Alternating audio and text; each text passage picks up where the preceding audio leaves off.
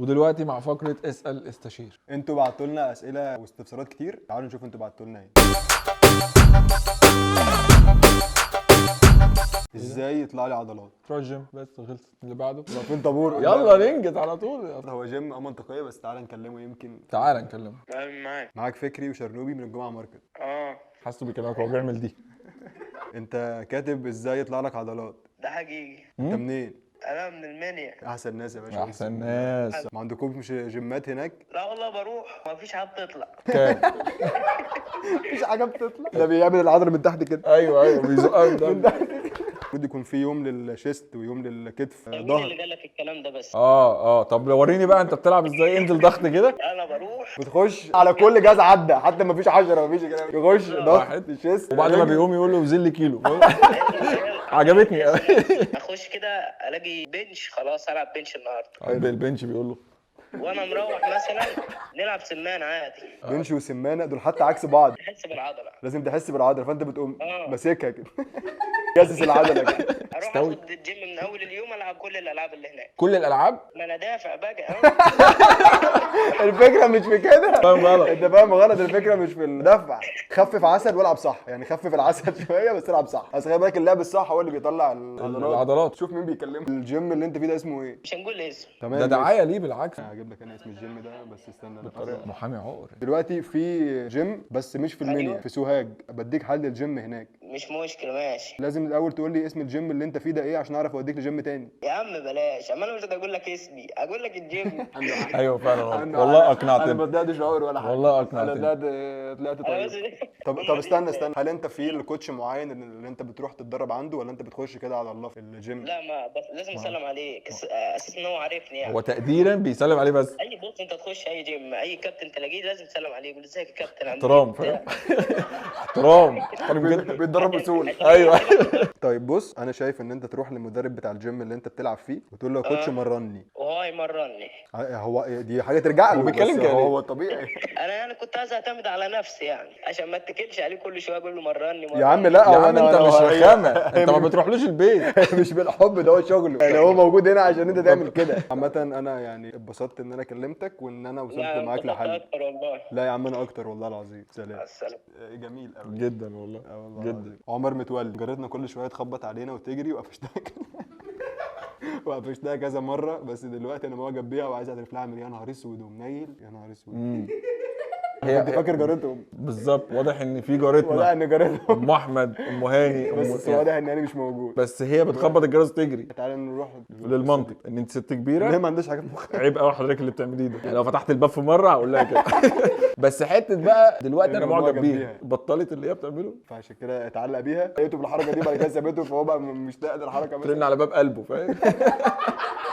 ماشي. عامه يعمل ايه دي؟ انا شايف ان هو يروح يقول لها. يقول لها يا ام هاني انا معجب بيك. تخيل انت معجب بقى بام وهاني. بحبك يا ام هاني. يعني انت هتطلع بالطاره كده.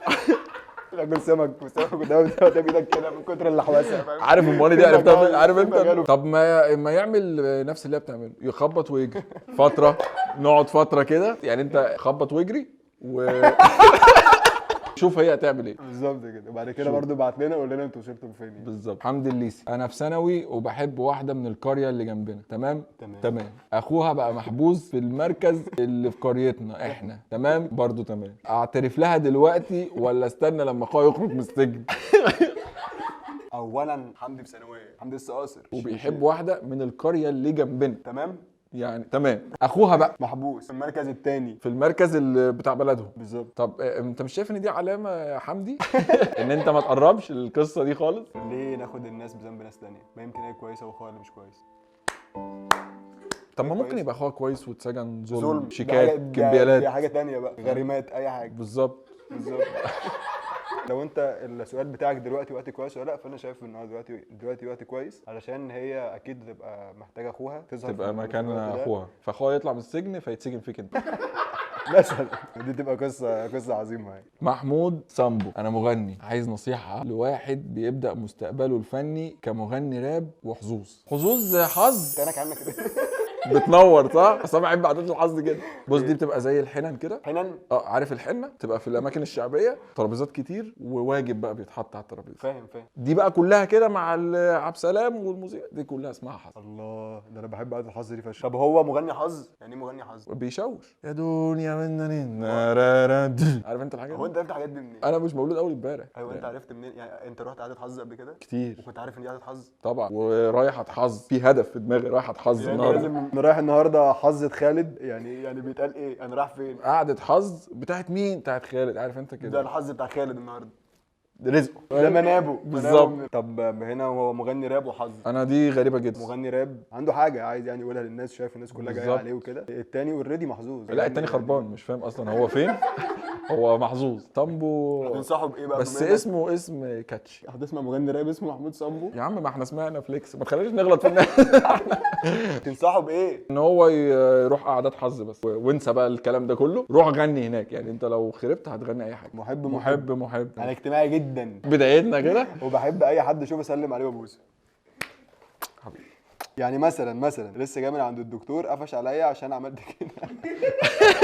شوفوا لنا حل يا اخوانا، تحياتي وقبلاتي. ده مبدئي، لا مش عايزين بقى القبلات. ممكن انت عشان انت محب. هو اسمه ولا ده لقب؟ اسمه محب. تصدق انا بلوم على ابوه دلوقتي اللي اسمه محب ده. انا ليه اخلف ابني نجزع انا وهو كده في اوفر دوز فعلا. انا ناوي اسمي ابني طارق، يبقى اسمه طارق فكري.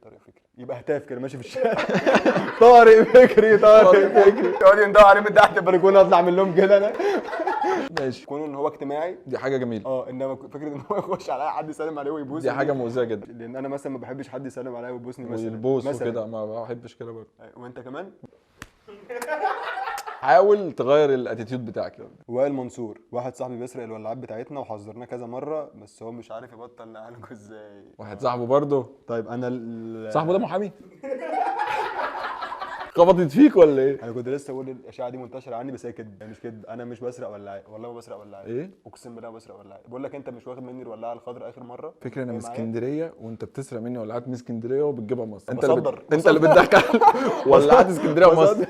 بس هي مش سرقه. هي غصب عنه خلاص. والله العظيم والله بجد. انا مش حرام اصلا. هي زي النفس بجد، يعني انت بتولع تحطها في جيبك، فاهم؟ ما تعرفش امتى وازاي، بس ده اللي بيحصل. انا مش شايف ان دي سرقه، اصل مش حد يسرق ولاعه. لا هي بتعتبر، هي بتتبص على الموضوع من فوق كده، دي سرقه.